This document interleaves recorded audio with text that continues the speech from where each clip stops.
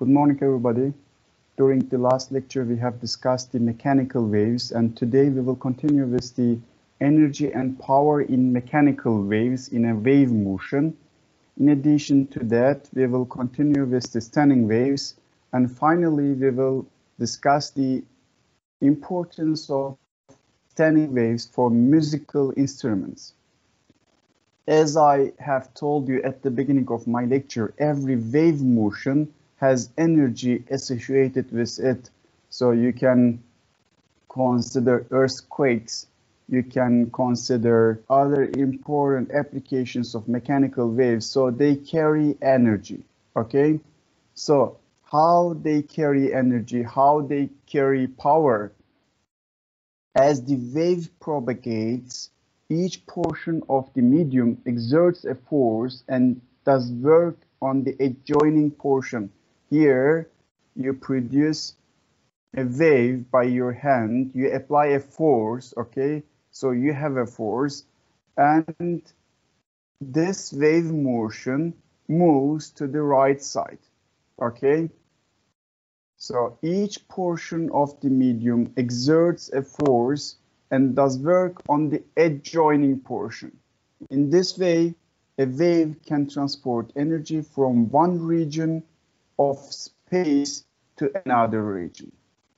So today we will discuss this one. We will discuss the power transferred in the wave motion. We will also get a mathematical description for the power in a wave motion. It is very easy. You will use your previous information which you have learned during the first part of this lecture. So here, just consider there is a wave traveling from left to the right. Let me draw it. Just consider that at the beginning here we have a taut string, okay? And let's say this is the force applied to the string, and then there is a tension in the string, but there is no wave now. Then you produced a wave. Let's say like this, it produced a wave on the string, and this wave goes to the right side along the positive x direction, and just choose a point here, somewhere here. Okay, let's say this is the A point. And now within this example, we will investigate what happens before and after A point, okay? So here you see in picture A, we have magnified region of this picture, this one. So what we have here, we have a slope. Just this part of this wave, let's say, okay? Let me use another pen, then you can better see. We are dealing with this part of the wave, and this is the A point, okay? So this is the x-axis. The wave is traveling along the positive x, and this is the y-axis. And what do you see here? Each part on the string moves along the y-axis.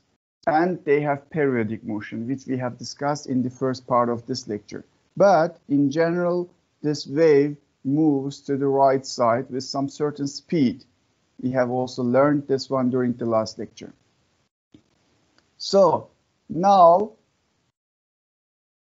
what we have here, we have a slope, and this slope can be written with this expression. This is the delta y, this is the delta x, and slope can be written with delta y over delta x. And here we have forces. At the beginning, we have applied Fx, okay, this force, and then we have a tension in the string. But whenever you produce a wave, we have another contribution to the force, then we have this type of tension in the string. And look at this one. Here we have Fy and here we have Fx. Let's write the Fy over F. Okay. Fy over F. What is this? This is equal to the negative of this slope. Okay. You can also write this one in this form. Here we have delta y over delta x, and here we have minus sign. Okay, here we have Fy, and here we have F. So then we have force applied along the y-axis. Okay, we have force applied along the y-axis. So why we need this force? We would like to calculate the power. In order to calculate the power, remember the information from the last lectures. Power is given with force times velocity, right?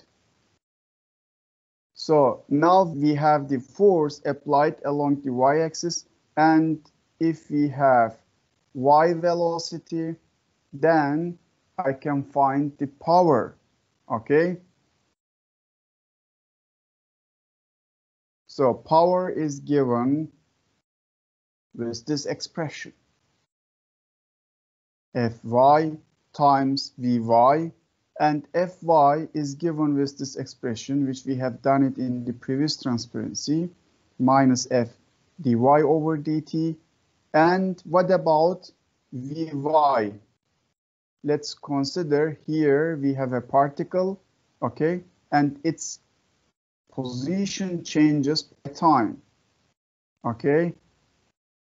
The particle oscillates like this with some certain amplitude, okay, along the y-axis. And if you take the time derivative of this one, then you can calculate the Vy. We have done it during the last lecture. I will not go into detail. You'll have learned all the things in the first part of this lecture. Okay, then here we have Vy. Just put this Vy here. So now we have power, which is given with force times velocity. Okay, now we have power. Okay, here we have yxt, here we have yxt, or time derivative of yxt. Here we have x derivative of yxt. Okay, so what was the y? Y is this one. Here we have a particle, for example, on the string, and this particle moves up and down with a periodic motion on this string, okay? So the y position of this particle changes by time. And this particle also has this type of motion. This particle has this type of motion along the y-axis. We have also discussed this one in the previous lecture. So then we have y depends on the amplitude and cosine kx minus omega t. K was the wave number, x is the x position, omega is the angular frequency, and t is the time. So then here we have x derivative of this y. Here we have on the right side time derivative of y. Then here we have dy. Just take the x derivative of this y. If you take the x derivative of this cosine function, then you can find this result, minus ka sinus kx minus omega t. If you take the time derivative of this function, then you can get this one. This is the time derivative of this cosine function. It will be omega a sinus kx minus omega t. So what was the power? Power is, here it is written, minus f times x derivative of y times time derivative of y. So we have calculated this one, put it there in the power. We have calculated this one, put it there in the power. Then finally, the power can be written with this expression.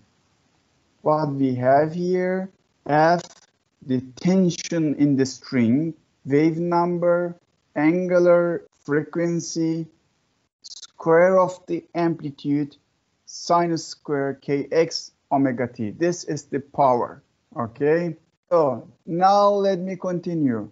Again, in the first part of this lecture, we have learned that omega, angular frequency, can be written velocity times wave number, and square of the velocity can be written with f over mu. Remember this formula. F is tension in the string, and this is the mass per unit length. Okay, we have also done this one. This is the speed of the wave in the string. Then what we have here, we have omega here, okay, and here we have k. So by using these two expressions, I can write power also in this form. Here we have square root of mu times f omega square a square. So what do you see here? Square of the frequency is positive, square of the amplitude is positive, and here we have force and mu. So, and on the right side we have sinus square. We know that the sinus square function is never negative. It is always positive. So the instantaneous power in a sinusoidal wave is either positive, so that energy flows in the positive x direction, or zero at points where there is no energy transfer. So it cannot be negative. This power cannot be negative. This power can be zero or a positive number. Okay, what is the meaning of this? Energy is never transferred in the direction opposite to the direction of the wave propagation. So let's consider that the wave is moving to the right side with some certain speed. So power is transferred also in this direction.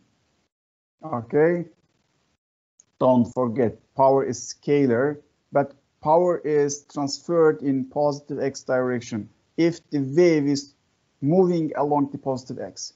If the wave is moving along the negative x, let's say, then the power is also transferred to the negative x. So power is always transferred along the direction of the wave propagation, because it can never be negative. It is always positive. Do you have any question here? Okay. What about the maximum power?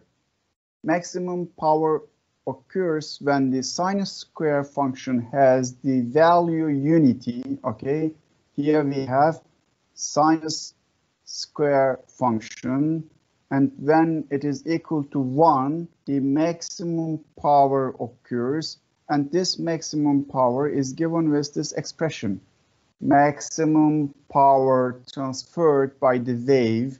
Here we have mu, mass per unit length in the string. This is the tension in the string. This is the angular frequency, square of the angular frequency, and this is the square of the amplitude. So what about the average power? Average power is given with the average value of the sinus square function. Average value of the sinus square function is 1/2.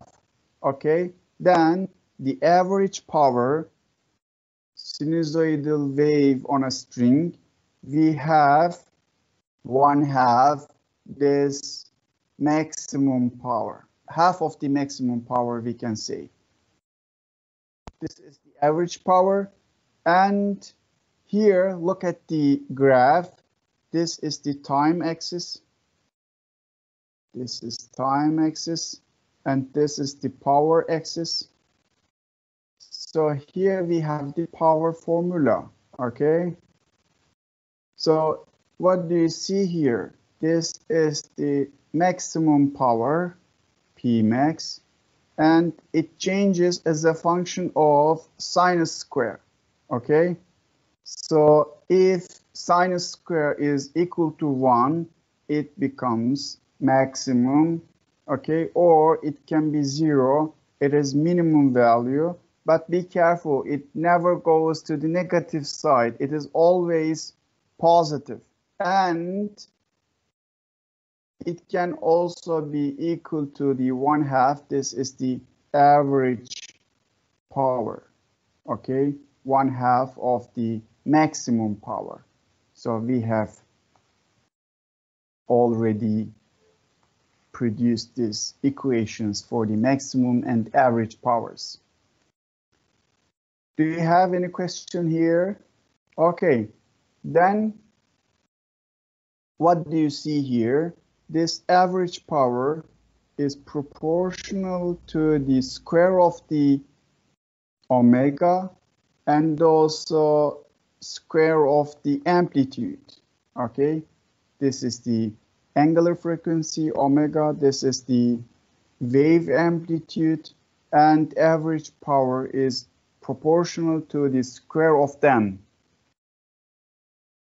Here we have one example, power in a wave. In example 15.2 in the previous part, at what maximum rate does Trochee put energy into the clothesline?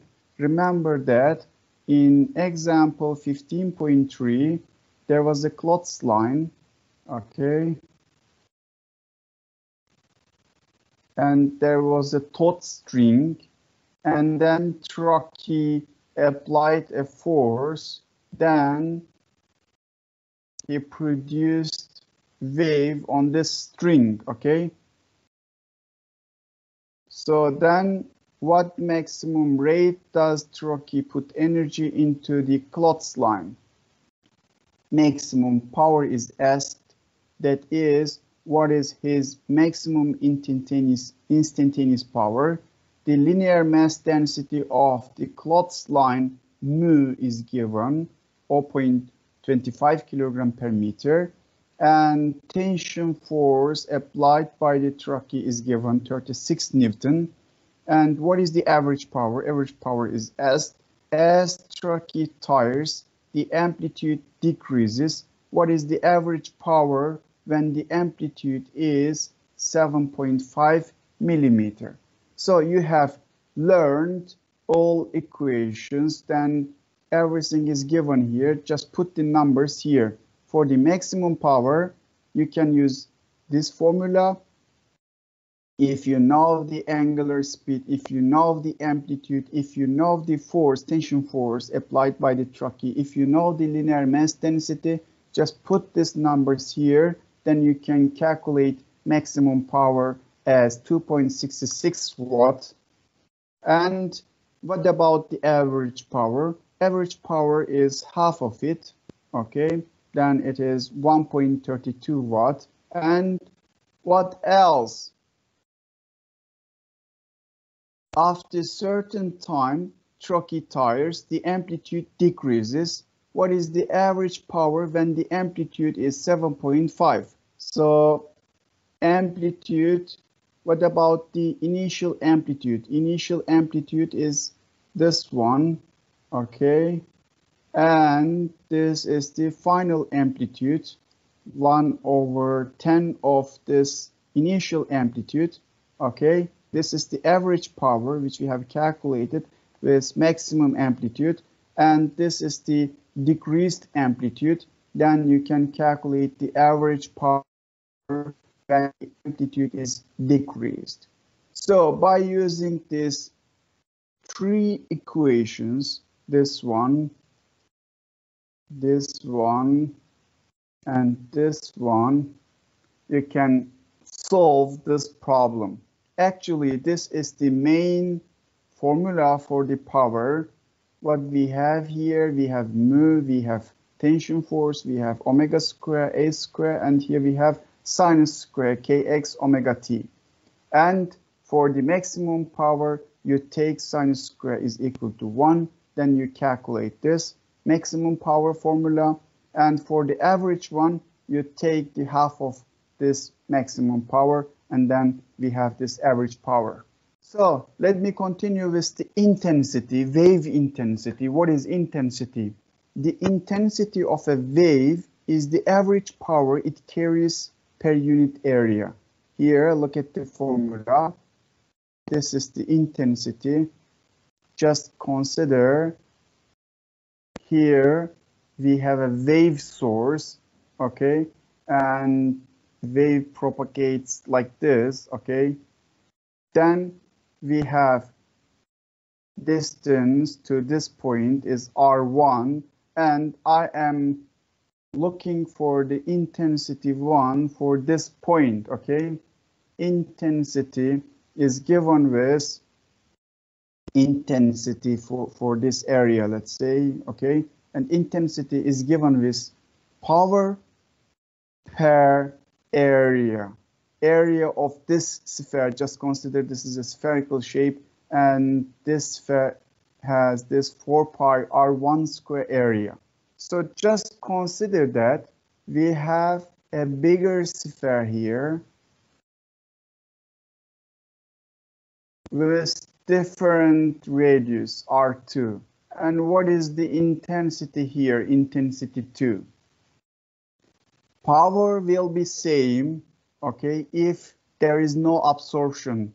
If no energy is absorbed between two spheres, the power must be same for both, okay? Then I can write the intensity 2 like this. Same power if there is no energy is absorbed, 4 pi r2 square. So since the power here and the power here are equal to each other, then I can write this expression. I1 times here, I1 times 4 pi r1 square, which is equal to I2 times 4 pi r2 square. So you can cancel this 4 pi, and finally you can get this expression. Okay, intensity at point 1, this is the intensity at point 2, and these are the distance from the source. Here we have a wave source in the center, and here we have one sphere, and here we have another sphere.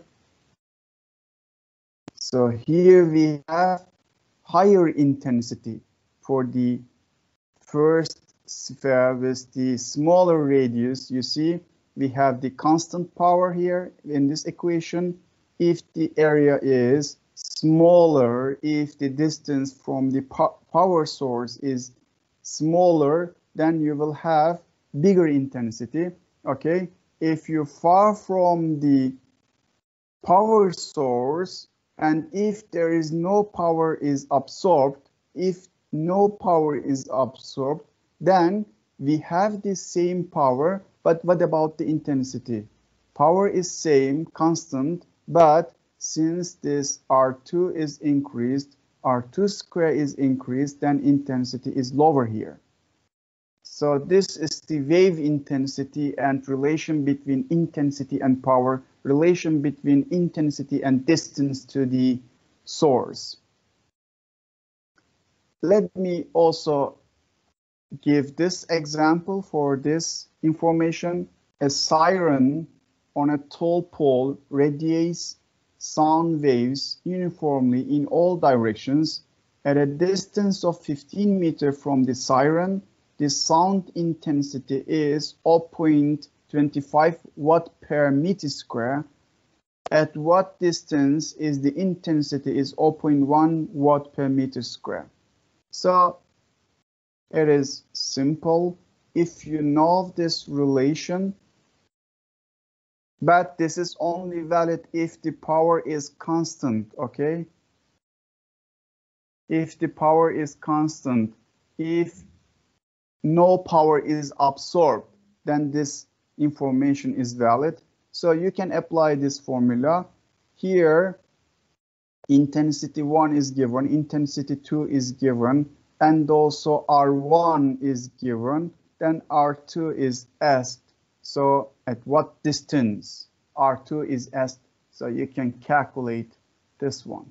Let me continue with the reflection of a wave pulse at a fixed end. This term is very important, fixed end. Here on the right side, we have a wall, okay?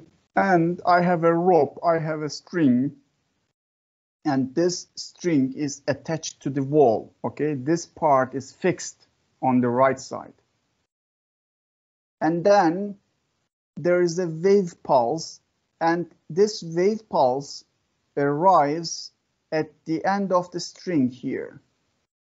So look at this one. We have produced a wave, it comes to the right and it reaches to the end of the string. So when this wave comes to this point, what will happen? This string will exert an upward force on the wall. Look at this one. How to produce this initial case? If you apply such force, okay, then you can produce this wave motion, and this force transferred along the motion of the wave, okay? So in each part, you can consider that you are applying the same force.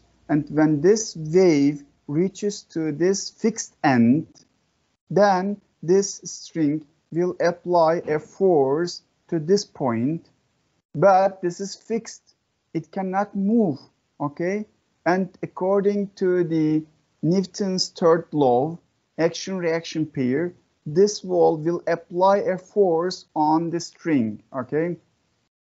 So this fixed end of the string will apply a force opposite to the force applied by the string on this fixed end. Then we will produce another wave in a reversed manner. So what do you see here?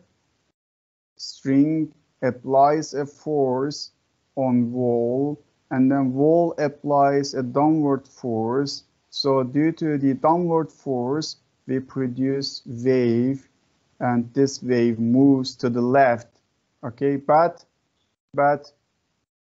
at the beginning, here we have wave in positive side, and here we have amplitude in negative side, okay? Wave traveling in the reverse direction. Or you can see this information pulse inverts as it reflects from fixed end. But this is the discussion for the fixed end of a string, okay? This part is fixed, it cannot move. But what happens if you have a free end of a string? So again, we are producing the same pulse. Here we have a rod, and here we have a circle, okay? And this circle can move along this rod, okay? So it is not fixed. So when this wave reaches to this free end of the string, it applies upward force, okay? Then this ring is moved up. So you can transfer the wave, okay? And then you can consider this one like a spring. So it will go down, okay, due to the gravity, let's say, okay? So when it is moving down, it will apply a downward force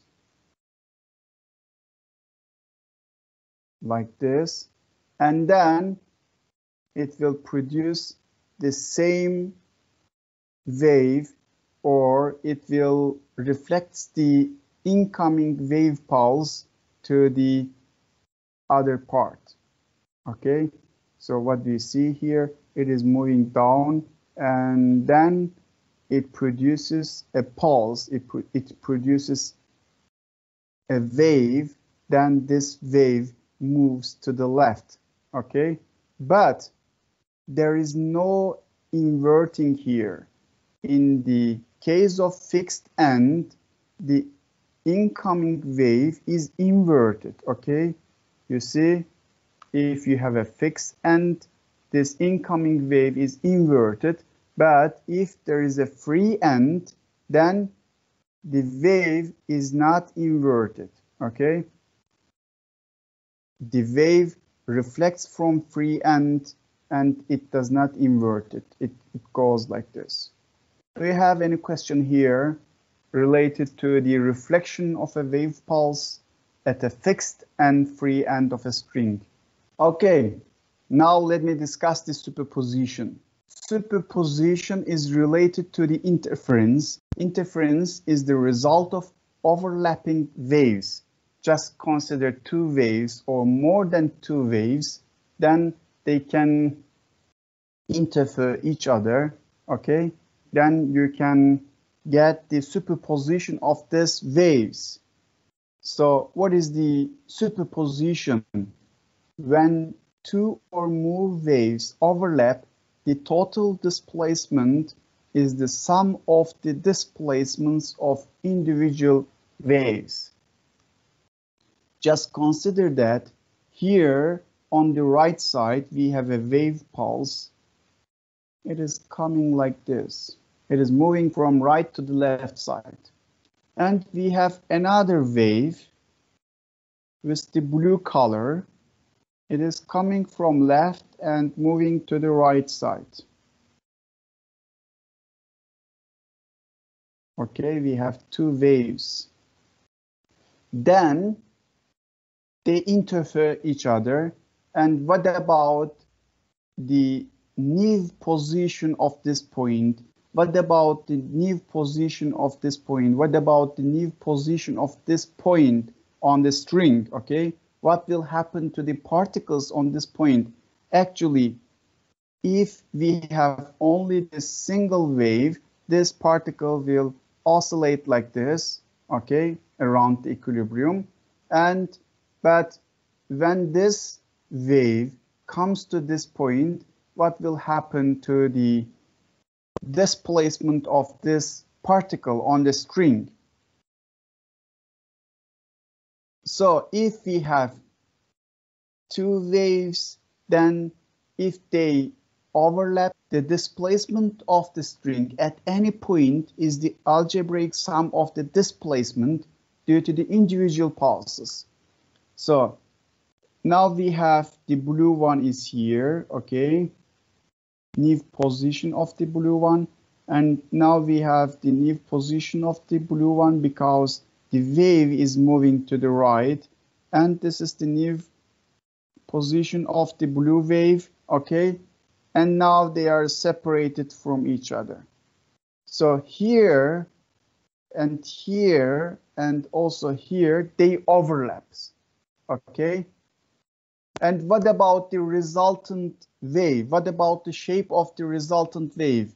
The shape of the resultant wave is given with this superposition, and it is also given here. Let me clean this part, then I will show you the superposition of these two waves. Here you see with yellow color, you cannot see it. Maybe I should choose another color. Maybe red is better. Okay, so here superposition of these two waves. This one. This is the new wave. At the beginning we have two waves and they are traveling in opposite directions. They overlap, and then due to the superposition they produce another wave. So this is the new wave here.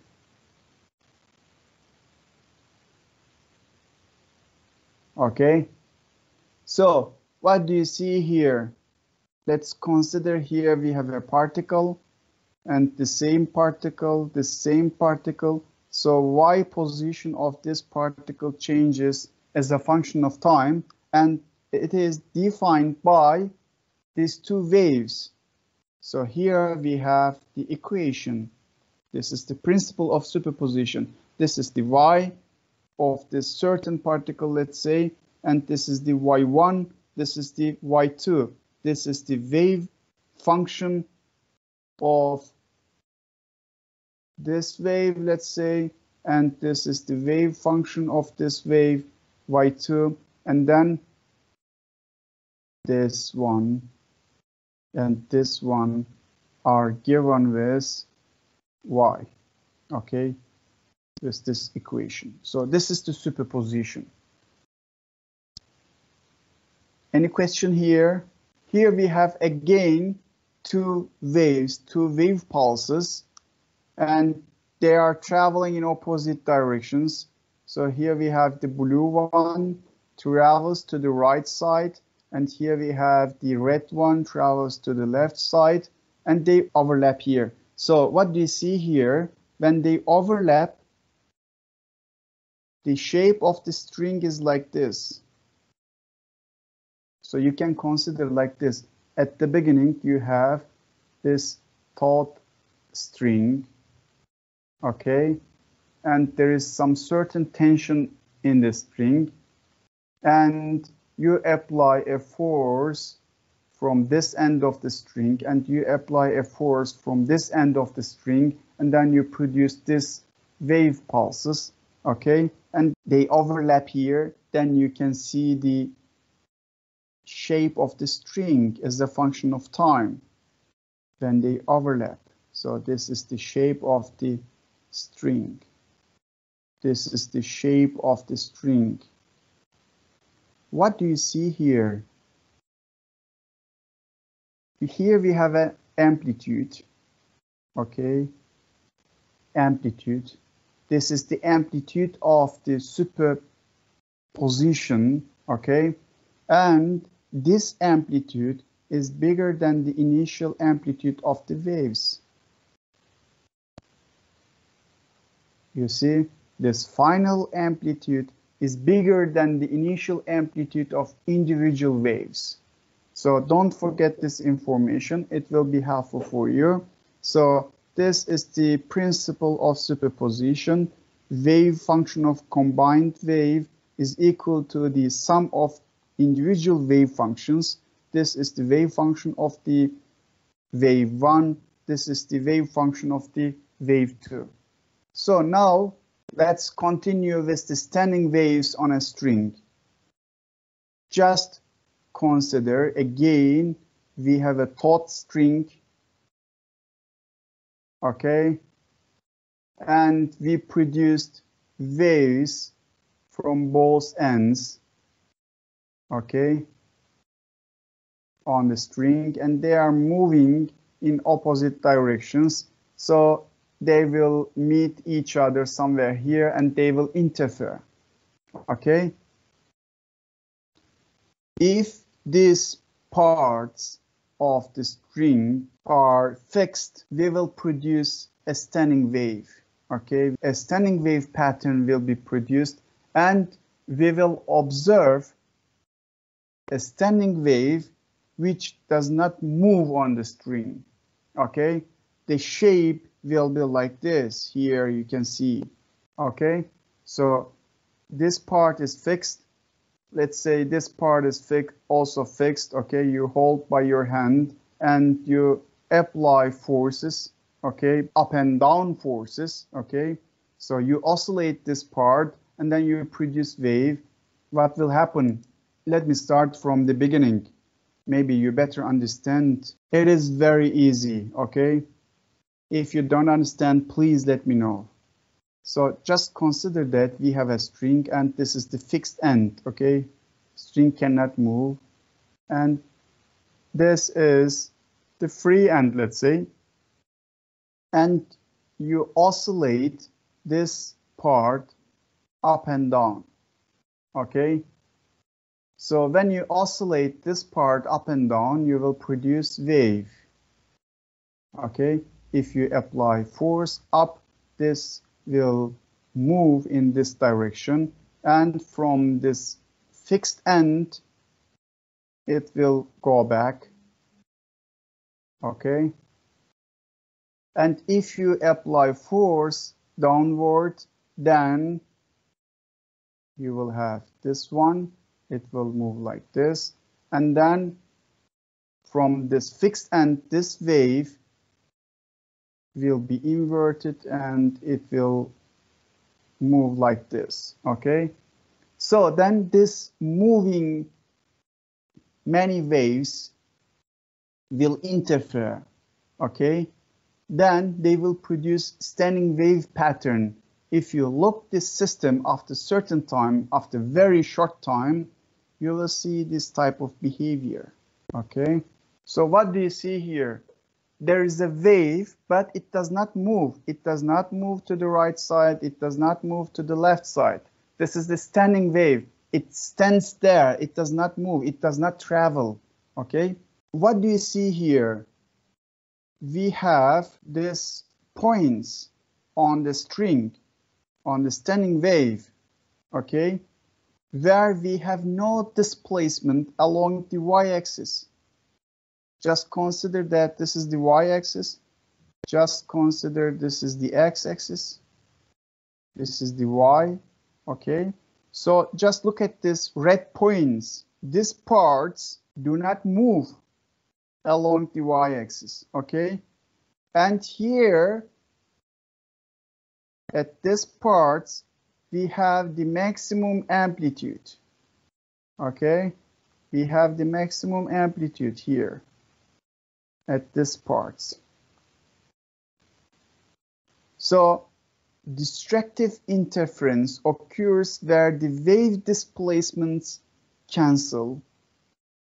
So these waves here, which I have discussed, cancel each other here at this points, and then destructive interference occurs. And here at this points, constructive interference occurs where the displacement's at. Let me show you what is the meaning of destructive interference, what is the meaning of constructive interference. Let's consider we have two waves and one is moving like this, and we have another wave which is moving in opposite direction, and it is inverted, okay? Just consider that they have same amplitude. This is amplitude A, this is amplitude A, okay? So after a certain time, they are in this position. So this upper wave is moving to the right, this wave is moving to the left. So what do you see here? What was the superposition? Superposition is given with the y1 plus y2. Here we have amplitude from y1, here we have amplitude y2. This is positive, this is negative. And what about the resultant wave? The resultant wave is destructive interference, okay? They cancel each other and you don't see something, okay? Like this point here, like this point here, like this point here, like this point here, destructive interference. And just consider the constructive interference. Here we have a wave with some certain amplitude. It moves to the right, and here we have another wave with the same amplitude. It moves to the left, okay? So after a certain time, they meet and then they interfere. Let me draw the other wave with other color because they will overlap. With the same amplitude, we have second wave. And what about the resultant wave? Resultant wave is this one. This is the resultant wave. Due to the constructive interference, this new amplitude is bigger than the individual amplitudes of this two waves. Okay, this is the constructive interference. So there you see here, we have constructive interference. Here we have constructive interference. Here we have constructive interference. Okay, here we have constructive interference with huge amplitude. Okay, and here at this point we have destructive interference. And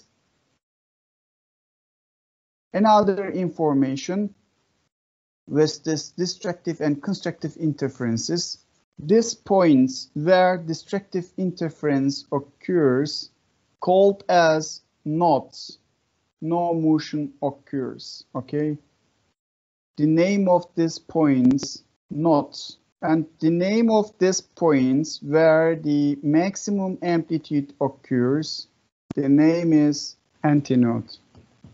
Okay,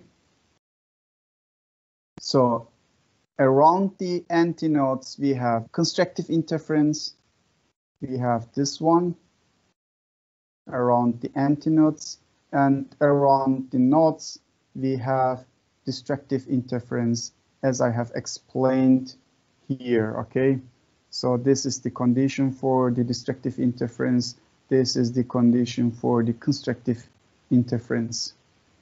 Do you have any question here? Then let me continue with the standing waves on a string. So I have explained standing waves here. So now we have standing waves, they do not travel, okay? So they stay there, okay? Here you see a time exposure of a standing wave on a string. This pattern is called the second harmonic. I will explain what is the second harmonic, what is the third harmonic, okay? So, and this wave actually looks like this, and these are the nodes, these are the antinodes where we have the maximum amplitude. Okay, here we have another time exposure of the standing wave with increased frequency. Okay, if you increase the frequency of the oscillation, you can manipulate the pattern of the standing wave. Okay, so here we have this type of behavior, here we have this type of behavior, but this wave does not move to the right, this wave does not move to the left. It is different from the wave on a string. Okay, wave on a string, this wave moves to the right or the wave moves to the left. Okay, but here waves stay there. Okay, for this reason this is a standing wave, don't forget this one. Now let me discuss this case. What I have told you that in the case of superposition, the final position of the particle along the y-axis after the superposition can be given with y1 plus y2 if you have two waves overlap. Okay, so here we have y1, here we have y2. Let's consider that this is the incident wave traveling to the left. Remember this sign here. If the wave is traveling along the negative x direction, here you have to put positive sign. We have discussed this one during the last lecture. And here we have also inverted sign, minus a, okay? And here we have another wave. It shows us that it is reflected and traveling to the right, okay? So here we have minus sign. This wave is traveling to the right along the positive x, and they will interfere. So just look at the result. So this is the resultant wave, y1 plus y2, and they have same amplitude, let's say, okay? And you can take the a out, and here we have minus cosine kx plus omega t. Here we have plus cosine kx minus omega t, okay? Here we have positive sign, here we have negative sign, because they are traveling in opposite directions. Don't forget this one. So here you see cosine A plus B. Here you see cosine A minus B, okay? So if you apply this rule from the mathematics, then you can rearrange this sum of the waves. This is the wave function for the standing wave, okay? The resultant y is the wave function for the standing wave. What we have here, 2a, amplitude is increased. Remember our discussion in the previous transparencies, amplitude is bigger than the initial amplitude of individual waves. So here we have sinus kx times sinus omega t. Okay, this is the wave function for the standing wave. Okay, here we have a standing wave amplitude. Here we have wave number, here we have position, here we have angular frequency of the standing wave. So what else? Here we have kx, sinus kx. I have shown you that if destructive interference occurs, then we have knots here around these regions in the standing waves. Okay, so what is the meaning of that? At this point, sinus kx is 0. Okay, around the knots, sinus kx is 0. So when this sinus function becomes 0, for certain kx values, if kx is equal to 0 or is equal to pi or 2 pi or 3 pi, then sinus kx will be 0, right? We know that k here is given with the wave number 2 pi over lambda. So then if the x is equal to 0 or pi over k or 2 pi over k, or if you put k here, then if the x is, this is the x, this is the y, if the x is 0, if the x is lambda half, if the x is lambda, if the x is 3 lambda half, okay, here I'm talking about, if x has these values, then this wave function will be 0 and we will observe knots, okay? We will observe destructive interference. And these are very important for musical instruments. So here we have example. This is the guitar. A guitar string lies along the x-axis when in equilibrium. Okay, just consider that this is the x-axis. Let me use another color. Let's consider this is the x-axis and this is the y-axis. Okay, and remember the guitar. So this each string is fixed from both ends.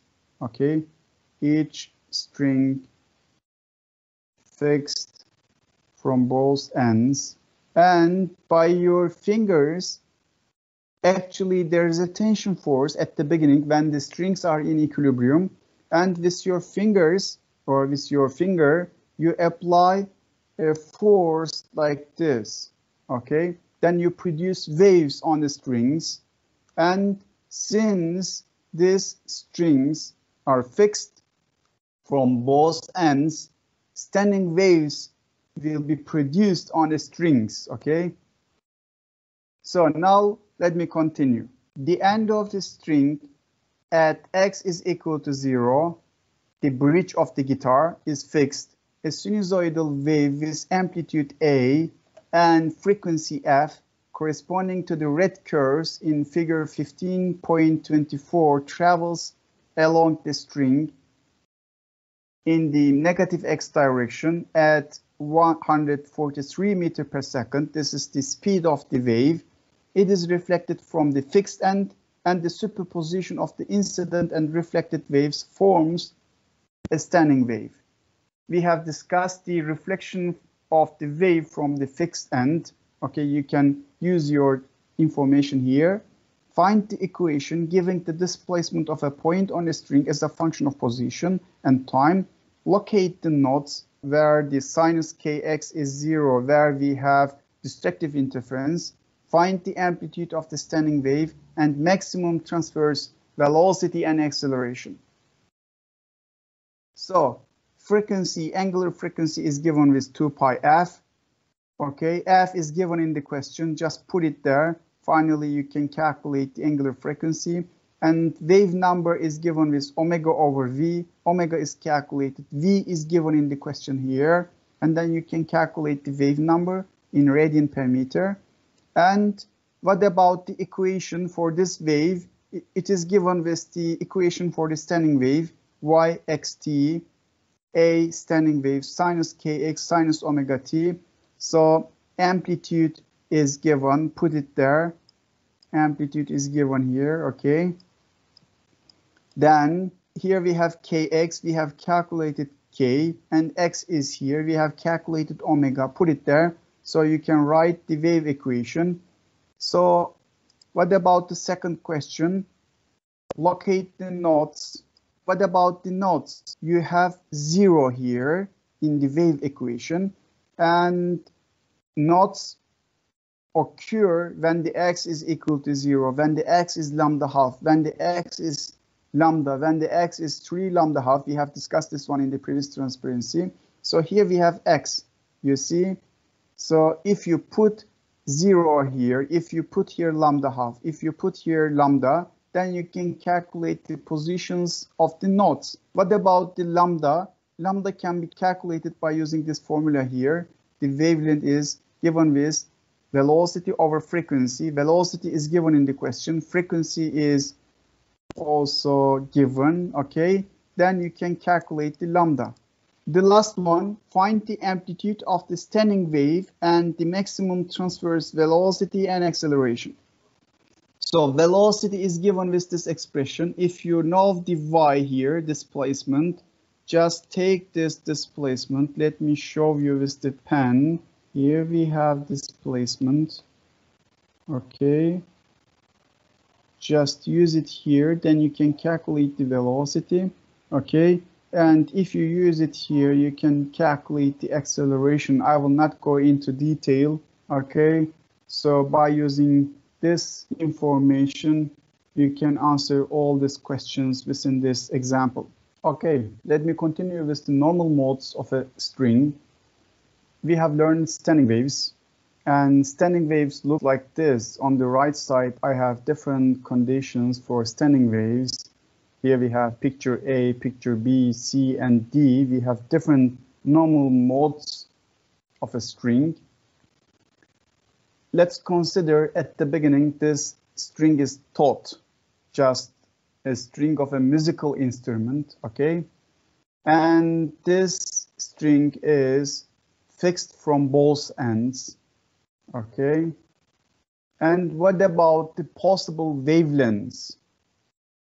The possible wavelengths and frequencies are given with these expressions. This is the possible wavelength, lambda n, which is equal to 2L over n. What is this L here? L is the length of the string. N is the number from 1 to 3 to it goes, okay? And here we have frequency, standing wave frequencies. If the string is fixed from both ends, okay, as I have shown you here, then the frequencies, normal mode frequencies, are given with n times v over 2L, okay?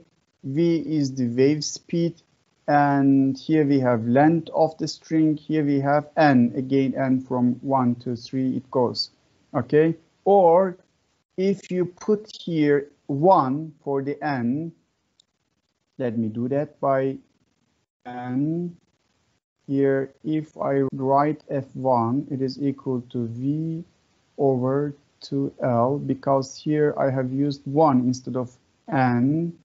Then for other Fn frequencies, I can write this expression N times F1. F1 is equal to this one, okay? So what I mean, what is the meaning of these equations? Look at the picture here, picture A on the right side at top. Here we have a string. It is taut and fixed from both ends, okay? And then by applying a force, I produce this type of wave, standing wave, okay? What do you see here? This is the length of the string. And what about this shape? Look at this shape. Remember the wavelength. Wavelength is given like this. This is the wavelength, right? Lambda. But what do you see here? Here we have lambda half, right? And also here we have lambda half, okay? Look at this picture, picture A. Here we have lambda half, which is equal to length of the string, right? And look at this second picture, B. Again, we have a string, and it is fixed from both ends. This is the length of the string, and here we have wavelength of the standing wave. What do you see here? This is lambda. L is equal to lambda here. Okay, and look at this one again in picture C. We have same string fixed from both ends, and here we have 1 lambda, and here we have half lambda. Then the length of the string is equal to 3 lambda half. So it goes. So depending on the n is equal to 1 here. We have this condition for the possible wavelength, okay?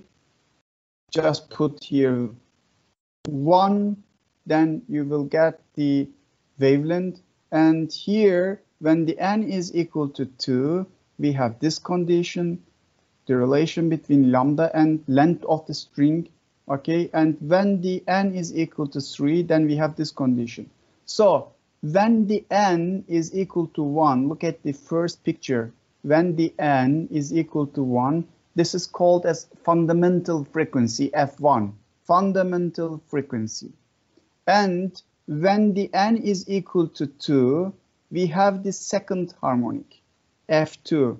So here we have the standing wave frequency, and if n is equal to 2, then we have second harmonic, okay, or first overtone. This is the F2, second harmonic or first overtone. This was the fundamental frequency, this is the first overtone, and if n is equal to 3, this is the third harmonic, F3. Here we have 3 lambda half, okay, and it is also called as second overtone, okay. If the n is equal to 4, then here the standing wave frequency will be fourth harmonic, F4, or third overtone, okay. So then we have this relation.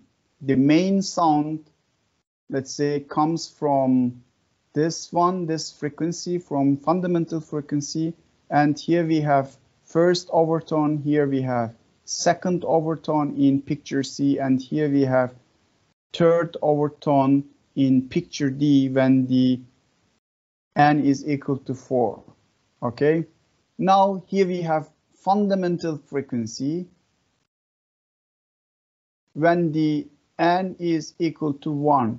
Actually, this Fn is given with this expression. Just look at this one, and V over 2L, okay? This was the equation for the frequency of the standing wave, okay? So when the n is 1, then fundamental frequency F1 is equal to V over 2L. Remember the velocity. During the last lecture, we have given this expression for the frequency of the wave, F over mu. This F is the tension in the string. This mu is the linear mass density of the string, okay? Then it gives us the speed of the string. So then we have this one, just put this one here instead of V. We have this fundamental frequency of string fixed from both ends. F1 is equal to 1 over 2L square root F over linear mass density. So look at this equation. Very important, very simple equation. This is the fundamental frequency. This is the length of the string.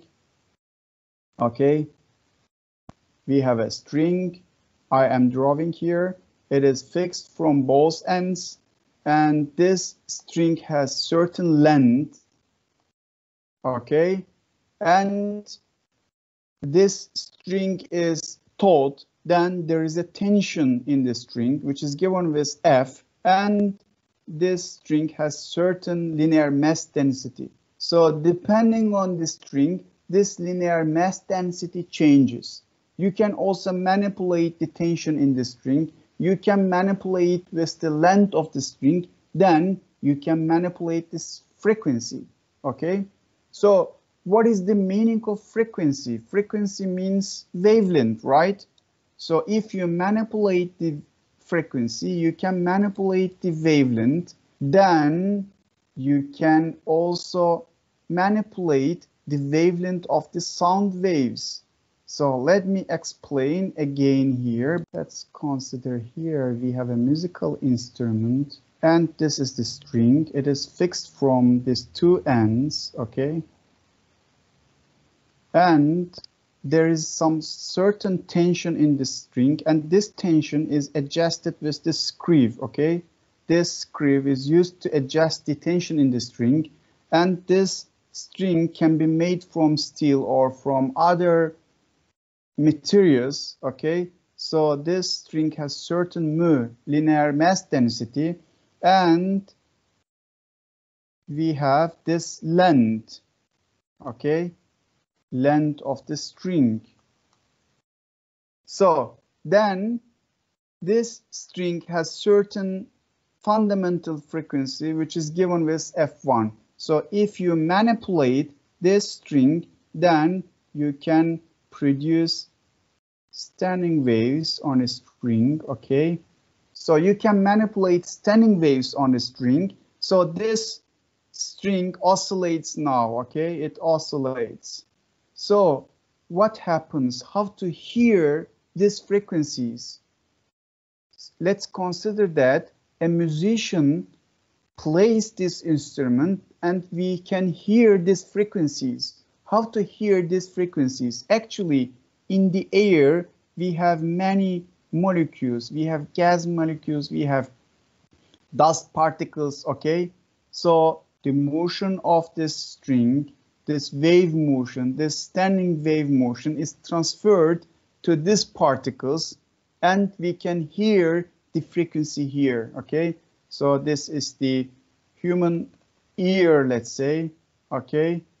So this frequency is transferred to the particles in the air, and then it is transferred to the ear. Then we can hear these frequencies. We can hear the musical instruments.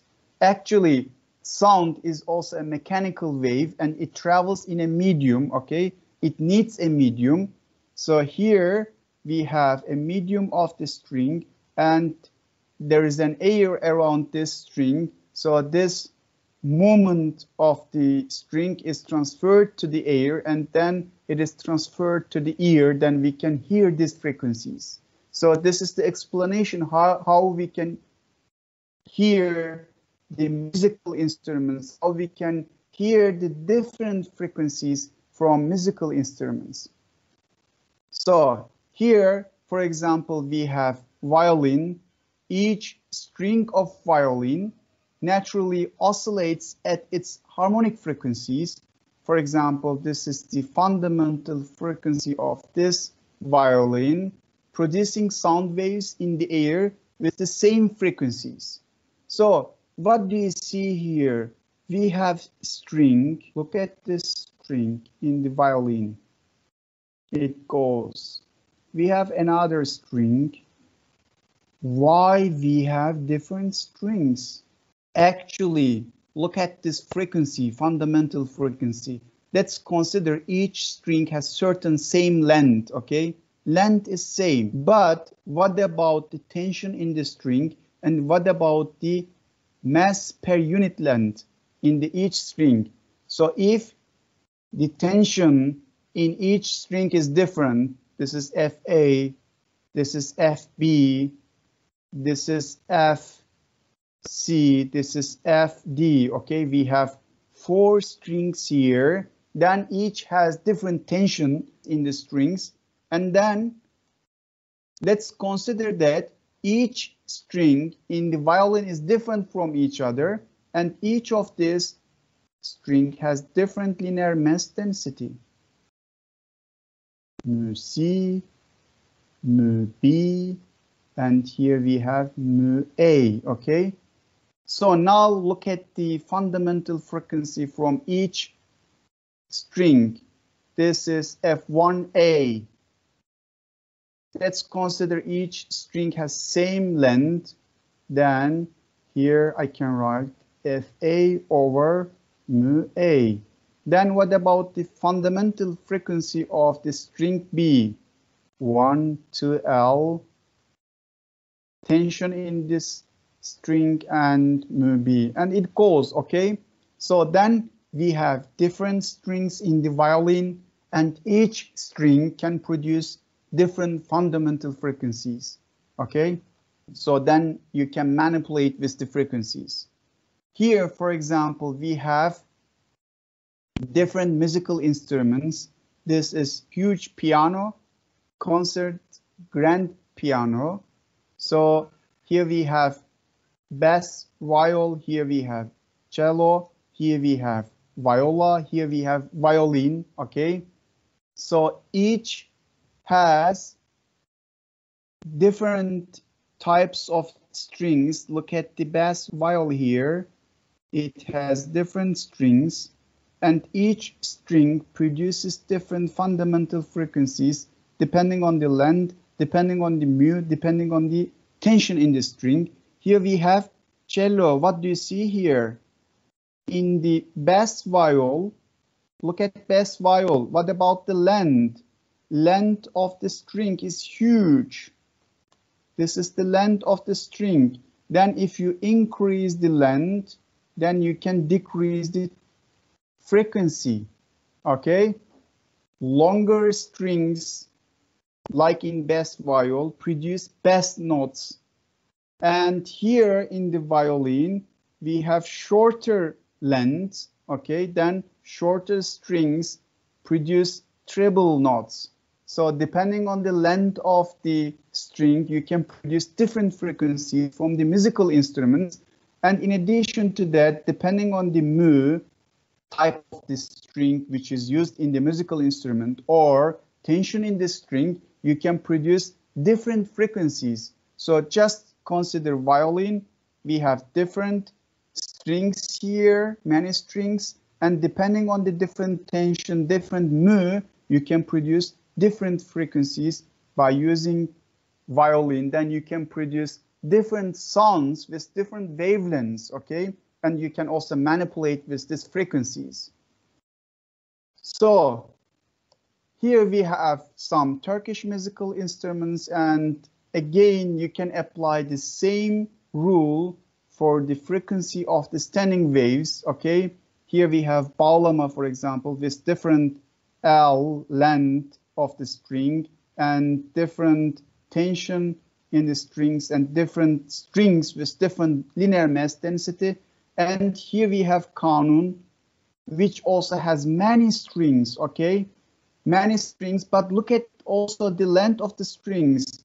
Here we have longer length, and here we have the smaller length, okay? Length changes, okay? Then you can manipulate the frequency, and you can produce different frequencies, different sounds, okay? Here you see kemençe. Again, we have the length of the string, and we have different strings, and you can manipulate with the frequencies. Here we have kabak kemane, okay? Again, we have different strings, and you can produce different frequencies. Here we have kopuz. You can produce different frequencies. You can produce different wavelengths. And here we have ud, okay? And again, here we have different strings, and you can produce different wavelengths and frequencies. But here I would like to show you very important information in musical instruments. Actually, I have already explained, but now you will better understand. Here you see many screws, let's say, okay? I don't know the actual name of this part of the musical instruments. Here you see also many screws, okay? Here we have in kabak kemane, also in kopuz, okay? And also here. So how to use this ones? So by using these tools on the musical instruments, you can manipulate the tension in the strings, okay? So you can manipulate the tension in the strings, and you can manipulate the frequency, okay? So you can adjust the proper fundamental frequency of the musical instruments by manipulating the tension in the rope, tension in the string of the musical instruments. Do you have any question here? So with this transparency, with this chapter, with the standing waves, you understood that even music is related to the physics, okay? Not only engineering, not only biology, not only chemistry, even music is also related to the physics. So now let me finish this chapter with these two examples. Example 15.7, a giant bass viol. Which one? This one. Giant bass viol. It has huge length of the strings, okay? In an attempt to get your name in Guinness World Records, you build a bass viol with strings of length 5 meters between fixed points. So you use huge length, one string with linear mass density 40 grams per meter is tuned to 20 Hertz fundamental frequency, the lowest frequency that the human ear can hear. Remember the formula. Where is it? Remember the formula. F1 is equal to 1 over 2L F over mu. You have some certain tension force in the string. You have some certain linear mass density of the string. This is the property of the material, depends on the type of the string. And here we have length. So here you use 5 meter length, okay? And this is the instrument, bass viol. So this length of the strings is huge, okay? So you increase this one, then you will decrease the frequency, okay?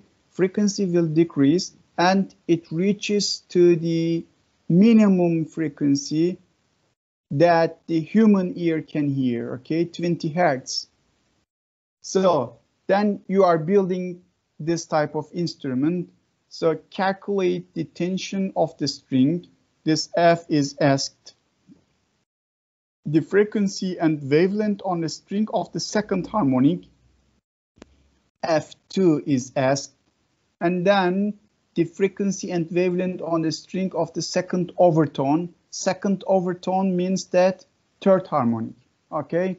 So just by using this equation, you can calculate tension in the string. It is 1,600 Newton, okay, tension in the string. So you can calculate the second harmonic or first overtone.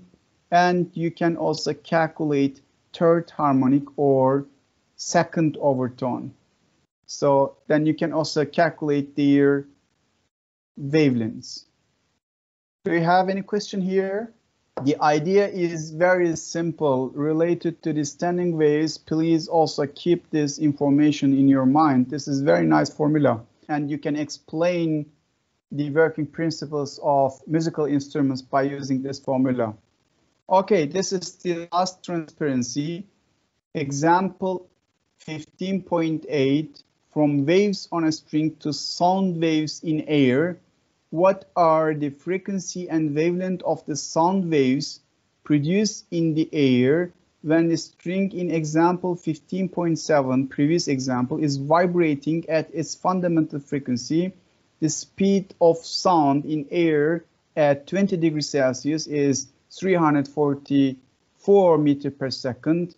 So velocity of the sound is given at certain temperature, and wavelength is S, okay? Wavelength of the sound waves produced by this musical instrument, and frequency is also S. So what about the frequency? Frequency is calculated for this musical instrument. Okay, this is the frequency of the standing waves on the strings of this instrument, and this frequency is equal to the frequency of the sound waves. So then here we have same frequency, 20 Hertz. And what about the wavelength? Wavelength of the sound waves is given with the speed of the sound waves over frequency of the sound waves. Just use this information, then you can calculate the wavelength. So with this one, I finished this chapter. Take care of yourself. Bye-bye.